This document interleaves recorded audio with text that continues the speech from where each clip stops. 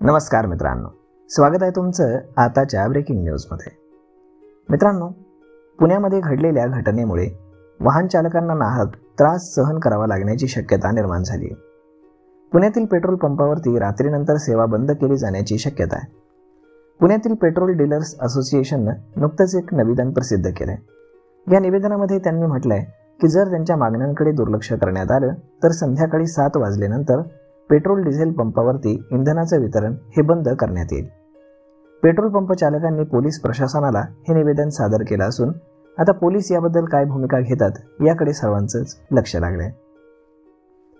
येरवडा परिसरामध्ये Indian ऑइलच्या petrol पंपावरती एक धक्कादायक घटना घडली। एका कर्मचाऱ्याला पेट्रोल पंपावरती मारहाण करण्यात आली होती।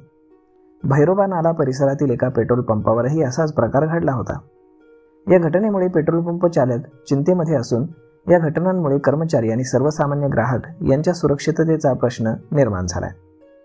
दोन्ही घटनांतील आरोपींवरती तात्काळ कठोर कारवाई करावी अशी मागणी करण्यात येते।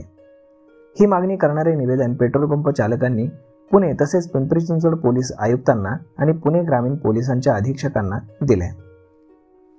पेट्रोल पंप चालकांना कर्मचाऱ्यांना सुरक्षिततेची चिंता सतावते। रात्री अपरात्री पेट्रोल पंपावरती होणारी भांडणं वाढू लागली असून यातून पेट्रोल पंप कर्मचाऱ्यांना मारहाण करण्याच्या घटना देखील वाढीस लागल्यात। याबद्दल ठोस उपाययोजना केली नाही तर पुणे शहरासह संपूर्ण पुणे जिल्ह्यातील पेट्रोल पंपांवरील इंधन ही संध्याकाळी 7 नंतर विक्री बंद करण्याचा इशारा देण्यात आला आहे। तर मग मित्रांनो, आता पोलीस यावरती नक्की काय निर्णय घेतात हे पाहणं खरंच खूप महत्त्वाचं ठरणार आहे। तर मग मित्रांनो, हा व्हिडिओ ही माहिती तुम्हाला कशी वाटली हे तुम्ही आम्हाला कमेंट करून नक्कीच सांगा। आणि जर आवडली असेल तर आपल्या जवळच्या मित्रमंडळींसोबत देखील हा व्हिडिओ तुम्ही शेअर करायला विसरू नका। धन्यवाद।